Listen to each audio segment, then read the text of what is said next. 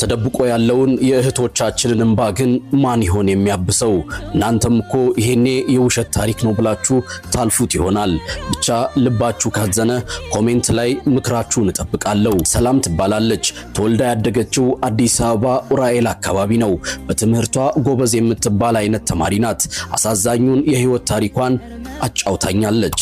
አባቴ ባለስልጣን ስለነበር ትምህርት ቤት ሲሄድም ስመጣም ሹፌር ነው የሚያመላልሰኝ። በወቅቱ የምግብ ፍላጎት ስላልነበረኝ ምናልባት ስፖርት ስትሰራ ይርባትና ትበላለች ብሎ በማሰብ አባቴ ቴኳንዶ እንድሰራ አስመዘገበኝ። አጋጣሚውን በመጠቀም ብዙ ሰው ተዋወቅኩ። በዚህም መሃል አብሮኝ ከሚሰራው ልጅ ጋር ይበልጥ ተቀራረብንና ግንኙነታችንን ወደ ፍቅር አሳደግነው። ሆኖም ግን ብዙም ሳይቆይ አባቴ ስለ ጉዳዩ ሰምቶ ቴኳንዶውን አስቁሞኝ ወንድሜ ጋር ወደ ሐዋሳ ላከኝ። ርቀት አልገደበንም። ያለውበት መጥቶ አገኘኝ። እኔ ግን አባቴ አንድ ነገር እንዳያደርገው በመፍራት ፊት ብነሳውም ተስፋ ሳይቆርጥ ይከተለኛል። በመጨረሻም ብር ስለሌለኝ አንቺን ለማግባት ቤተሰቦችሽ አይፈቅዱልኝም በማለት በእግር በበረሃ ተሰደደ።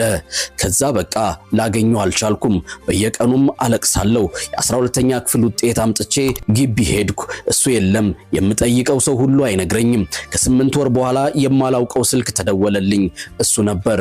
አለው በሰላም ያሰብኩት ሀገር ገብቻለሁ። የምርቃትሽ ቀን መጥቻ አገባሻለሁ። ጋውንም ቬሎም ነው የምትለብሺው አለኝ። ዳግም መደዋወል ጀመርን። ፍቅራችን አየለ። 3ኛ ዓመት ተማሪ ያለው የሱ ወንድም ይደውልልኝና በጣም እንደታመመና ጭንቀት ካልቀነሰ እንደሚሞት ጭንቀቱም እኔን ለማግባት በሚያደርገው ሩጫ ያሰበው አልሞላለት ስላለው እንደሆነ ነገረኝና አንቺ ተስፋ አስቆርጪው ካልሆነ ግን ይሞታል። ደሞ እንዲህ ብሎኛል ብለሽ እንዳትጠይቂው የባሰ ይጎዳል አለኝ። ቃልም ገባሁለት። ሲደውል አላነሳም።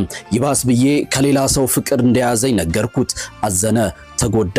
ግን እኮ ለሱ ብዬ ነው እንዳይሞትብኝ። ብቻ ምን አለፋ የማውቀው ወንድ ጋር ፎቶ እየተነሳው መልቀቅ ጀመርኩ። እሱም መምጫዬ እየደረሰ ነው እያለ ይጽፍልኛል። ወንድሙ ደግሞ በዚህ በኩል እስቲ እንደምትወጂው አሳይኝ ራቂው በቃ ይለኛል። የማይደርስ የለ። በከፍተኛ ማዕረግ በህግ ተመረቅኩ። ቀኑን ሙሉ ይመጣ ይሆን ብዬ ጠበቅኩት። የለም። ተስፋ እንደቆረጠ ገባኝ። ከምረቃ በኋላ ለስራ ሩቅ ስለተመደብኩ አባቴ እንዳልሄድ ከልክሎኝ ኮስሞቲክስ መሸጫ ቤት ከፈተልኝ። ቀኑን ሙሉ ተቀምጬ ስለሙል ድብርት ሊገለኝ ሲል ከሱቄ ፊት ለፊት ያለ አንድ የመኪና ዕቃ መሸጫ ያለው ሰው ጋር ተዋወቅንና ተላመድን። እንደ ጓደኛ ከሱና ከጓደኞቹ ጋር ሻይ ቡና እንላለን። ስራ ቦታችንም አንድ ስለነበር ያማክረኛል፣ ሐሳብም ይሰጠኛል። በቃ የሆነ ቀን እንደተለመደው ደወለልኝና ከስራ በጊዜ ወጥተሽ